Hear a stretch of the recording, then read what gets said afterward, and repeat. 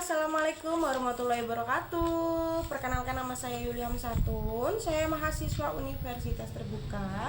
Saya di sini mengambil jurusan S1 Administrasi Negara. Di sini saya akan menjelaskan dan memberikan contoh bentuk sesat pikir. Bagaimana agar terhindar dari kesalahan logika ya. Yang pertama, apa nih yang harus kita lakukan, yaitu kita perlu melatih diri untuk berpikir kritis dan sistematis. Contohnya gimana? Kita tuh harus pahami argumen dengan seksama. Tuh kayak sebelum menilai sesuatu argumen tuh pastikan dulu nih kita paham gitu loh. Kita paham, terus kita tahu nih, oh kesimpulannya tuh seperti ini gitu. Terus kemudian identifikasi bias dulu, sadar bahwa bias kognitif dapat mempengaruhi penilaian kita. Coba kita tuh untuk melihat suatu argumen tuh dari berbagai perspektif gitu. Terus jangan lupa untuk periksa premis. Apakah premis-premis yang diajukan benar dan relevan dengan kesimpulan? Premis yang salah akan menghasilkan kesimpulan yang salah juga gitu. Jadi kemudian kita tuh harus periksa hubungan antara premis dan kesimpulannya. Tuh apakah kesimpulan secara logis mengikuti dari premis-premis.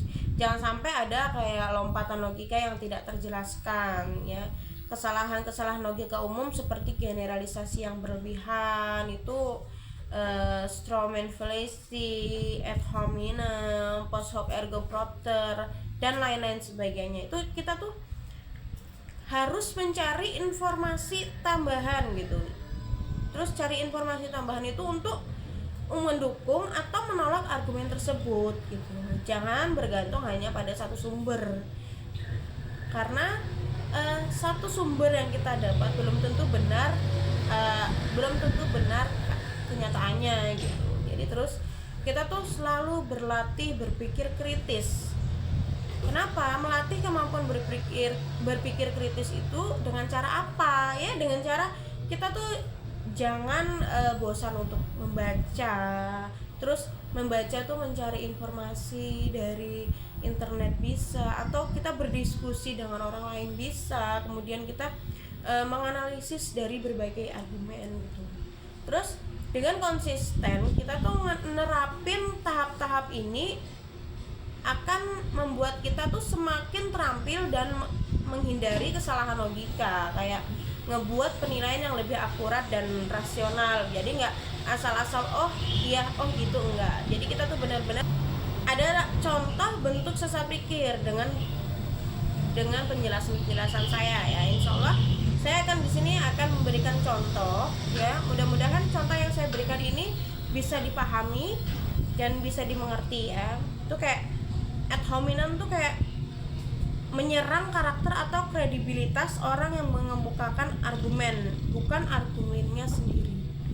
Contohnya kayak jangan percaya pada pendapatnya tentang perubahan iklim, dia kan orang yang tidak bertanggung jawab. Nah, itu tuh argumen tentang perubahan iklim tidak dibantah, melainkan orang yang menyampaikannya diserang.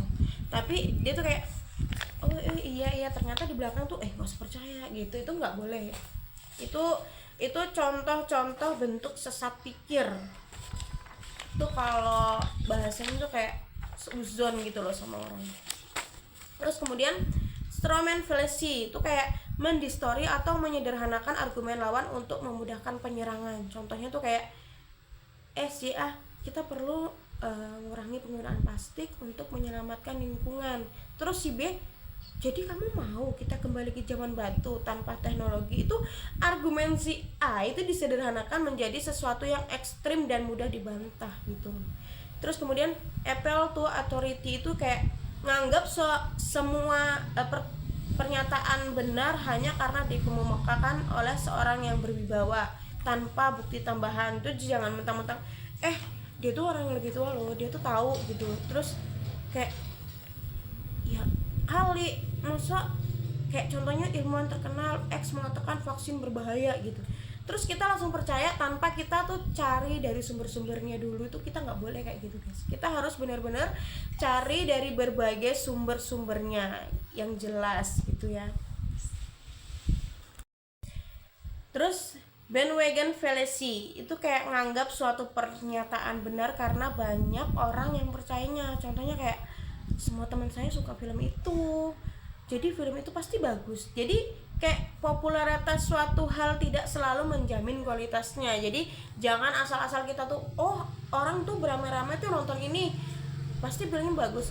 Nggak melulu yang disukai banyak orang itu yang berkualitas ya. Jadi kita harus benar-benar cari dulu, oh benar ternyata film ini tuh bagus, memang dia tuh berkualitas, ada manfaatnya juga untuk kehidupan kita sehari-hari. Jadi jangan kita tuh langsung ngikut aja alur orang, oh orang seneng ini ikut orang itu nggak boleh ya. Terus kayak kemudian tuh kayak false dilema tuh, kayak menyajikan hanya 2 pilihan padahal sebenarnya tuh banyak pilihannya. Contohnya tuh kayak kamu harus milih antara sukses dan karir atau bahagia dalam keluarga. Itu tuh ada kemungkinan untuk sukses dalam karir dan bahagia dalam keluarga gitu loh. Kayak kemudian tuh post hoc ergo propter hoc itu kayak nganggap kejadian B disebabkan oleh kejadian A hanya karena B terjadi setelah A. Contohnya tuh kayak saya memakai baju baru ini, saya lulus ujian, jadi baju baru ini membawa keberuntungan. Itu tuh kayak keduanya tuh tidak ada hubungan sebab dan akibat. Karena teman-teman pakai baju itu terus dia sukses tuh enggak gitu ya guys ya. Itu pemikiran yang sesat. Terus kayak slippery slope fallacy itu kayak mengklaim bahwa suatu tindakan kecil akan menyebabkan serangkaian konsekuensi negatif yang tidak terduga. Itu contohnya kayak jika kita melegalkan ganja, maka akan terjadi peningkatan penggunaan narkoba lainnya dan akhirnya akan terjadi kekacauan sosial. Tidak ada bukti pasti bahwa legalisasi ganja akan secara otomatis menyebabkan konsekuensi negatif yang ekstrim ya. Kemudian hasty generalization itu kayak ngebuat kesimpulan umum berdasarkan sampel yang terlalu kecil atau tidak representatif. Contohnya tuh kayak saya bertemu 2 orang Indonesia yang tidak ramah, jadi semua orang Indonesia itu tidak ramah. Jadi nggak boleh kita tuh langsung ngambil kesimpulan mentang-mentang kita ketemu orang Indonesia tuh nggak ramah, padahal nggak semua orang Indonesia itu tidak ramah seperti itu. Jadi kesimpulan umum berdasarkan pengalaman yang terbatas banget. Benar-benar baru ketemu terus nganggap semua orang Indonesia tuh nggak ramah, itu tuh kayak benar-benar kayak pemikiran yang sesat, bentuk pola pikir yang sesat ya. Terus kayak kita ketemu seseorang terus orang itu nggak asik, itu nggak boleh langsung nilai seperti itu. Itu contoh kecil ya guys. Jadi beberapa contoh sesat pikir yang sudah saya sampaikan tadi, semoga bisa membantu rekan-rekan memahami berbagai jenis sesat pikir yang akan membantu kita berpikir lebih kritis dan menghindari kesalahan dalam penalaran. Harapannya semoga dengan penjelasan saya ini kita semakin berpikir kritis dan kita tidak boleh langsung mempercayai hanya melalui satu sumber. Kita harus mencari tahu dulu kebenarannya, keberadaannya yang sedetail-detailnya. Jadi ya itu tadi contoh sesat pikir yang bisa saya jelaskan sedikit. Semoga apa yang saya sampaikan ini bisa bermanfaat untuk kita agar lebih berpikir kritis lagi.